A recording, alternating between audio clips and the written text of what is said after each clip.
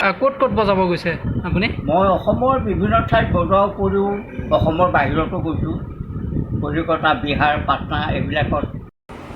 হাই friend, মই আন এটা ব্লগলৈ আপোনালোকক স্বাগতম জনাইছোঁ। যিহেতু বিভিন্ন সময়ত আমি বিভিন্ন অনুষ্ঠান প্ৰতিষ্ঠানৰ আমি দেখুৱাইছোঁ আৰু দেখুৱাবলৈ যত্ন কৰিছিলোঁ। মোৰ আগতে আজি দুদিনৰ আগত দেখিবলৈ পোৱা গৈছিলে যে এটা ভিডিঅ' আপলোড হৈছিলে, আচলতে 50 বছৰ গৰকা এটা চলন্ত ঘড়ীৰ ভিডিঅ' আপলোড হৈছিলে। আৰু আজি এটা বিশেষ ভিডিঅ' লৈ আহিছোঁ। চামগুৰিৰ এজন বিশেষ ব্যক্তিৰ কাষত আহি মই উপস্থিত হৈছোঁহি। কিহৰ বাবে বিশেষ বুলি কোৱা হৈছে সেয়া আপোনালোকক দেখুৱাম। আচলতে দেখুৱালে গম পাব। মোৰ বেক চাইডে আপোনালোকৰ যিবোৰ এই প্ৰমাণ পত্ৰ দেখিবলৈ পাইছে আপোনালোকে, এইসমূহ আচলতে তেওঁ এক মানে প্ৰশংসনীয় পদক্ষেপৰ কাৰণে এই প্ৰমাণ পত্ৰখিনি এনেধৰণে পাইছে আৰু যাৰ বাবে এটা বৃহৎ সযতনে ৰখা হৈছে। বিভিন্ন অনুষ্ঠানত আচলতে প্ৰমাণ পত্ৰ পাইছে। মোৰ লগত সেই বিশেষ ব্যক্তিজনো আছে, মই আপোনালোকৰ লগত চিনাকি কৰি দিম। তেখেতে আচলতে এটা বিশেষ বাদ্য, মই বিশেষ বুলি কৈছোঁ, আচলতে বাদ্যটো কি বাদ্য, আচলতে কেনেধৰণে বজায় সেইখিনি মই আপোনালোকক দেখুৱাম, সেইখিনিও আপোনালোকক জনাম। কিন্তু এতিয়া বৰ্তমান কৈছোঁ এটা বিশেষ বাদ্য বজাই এই প্ৰমাণ পত্ৰখিনি পাইছে।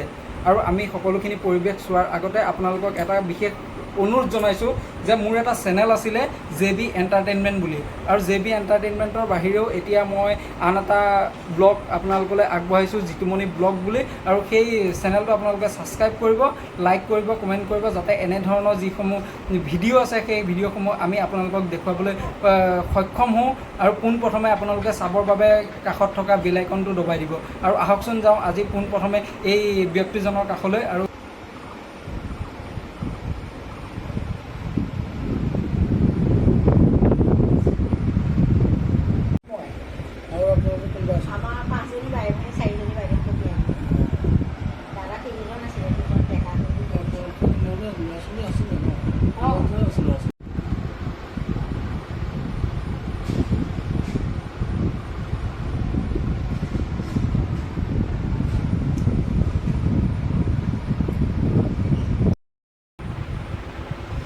হয়, মই যিহেতু আপোনালোকক কৈছিলোঁ যে এজন বিশেষ ব্যক্তিৰ কাষত আছোঁ বুলি, এজন বিশেষ ব্যক্তি বুলি কিহৰ বাবে কোৱা হৈছিল সেয়া আমি দেখুৱাম আপোনালোকক।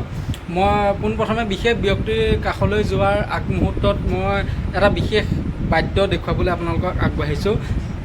এইটো নিশ্চয় আপোনালোকে কোনো লোকে আচলতে চিনি পাইছে কি বাদ্য হয়, আৰু হয়তো কোনোৱে ধৰিব পৰা নাই বাদ্যবিধৰ নাম কি, আচলতে জানিব পৰা নাইকিয়া। মই এই সকলোখিনি দেখুৱাম। মই পোনে পোনে মোৰ লগত এই বিশেষ ব্যক্তিজন আছে, চামগুৰিৰ ভেলেগুৰিৰ কলিৰাম বৰাৰ কাষলৈ আহিছোঁ আজি। কলিৰাম বৰাৰ কাষত আহি আমি এই বাদ্যবিধ দেখা পাইছোঁ আৰু এই বাদ্যবিধ বজাই বিভিন্ন সমাদৰ লাভ কৰিছে। মই পোনে পোনে তেওঁৰ ওচৰলৈ যাম, তেওঁৰ লগতো কথা পাতিম। বৰ্তা, আপুনি কিমান বছৰৰ পৰা এই বাদ্যবিধ বজাই? মই 1992 চনৰ পৰাই এই কালি বাদ্য বজাইছোঁ। হয়, কি ক'ব আপোনাৰ ক'ত গৈছিল বজাবলৈ? মই অসমৰ বিভিন্ন ঠাইত এই কালি বাদ্য বজাইছোঁ। ইয়াৰ বাদেও উৰিষ্যা, পাটনা আৰু কলিকতা, বাংগালোৰ এইবিলাকত মই কালি বাদ্য বজাবলৈ গৈছোঁ। এই বাদ্যবিধ যেন বজায় আপুনি, এই বাদ্যবিধ আপোনাৰ নাম কি, আচলতে কি বুলি কয়? কালি বাদ্য বুলিয়ে কয় আৰু। হয়, কালি বাদ্য বুলি কয়। কালি বাদ্য বুলিয়ে কয়। ইয়াৰ ভাগ 4টা আছে। হয়, এইটো হ'ল চুপহী, এই চুপহীটো তাল পাতেৰে বনায়। এইটো ঘূৰণীয়া, এইটো চুমি বুলি কয়। আৰু এইটো বাঁহীৰ নিচিনা 6টা ফুটা থকা এই কাঠৰ এই বস্তুটো নল বুলি কয়। আৰু এইখিনিৰ পৰা এইটোলৈ এইটো নাট বুলি কয়। এই 4টা অংশ আছে এই কালি বাদ্যটো। কালি বাদ্যটো আপুনি যিসমূহ পত্ৰ দেখা পোৱা গৈছে কিমান পাইছে আজিলৈকে? এই বহুত পাইছোঁ, এতিয়া ইয়াত লগাবলগীয়াখিনি লগাই থৈছোঁ, বাকী আৰু আছে, সেইখিনি বন্ধোৱা নাই আৰু। হেৰি, আপোনালোকৰ এই জেগাখনৰ নাম কি? আপুনি ভেলেগুৰি, চামগুৰি ভেলেগুৰি।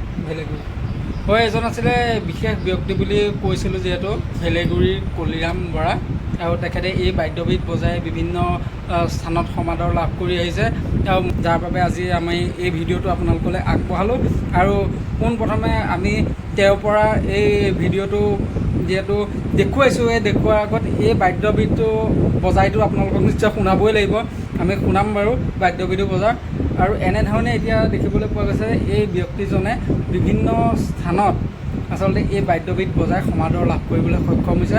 আমি তেওঁলোলৈ আচলতে অশেষ ধন্যবাদ জ্ঞাপন কৰিছোঁ এইকণ সময় আমাক দিয়াৰ বাবে।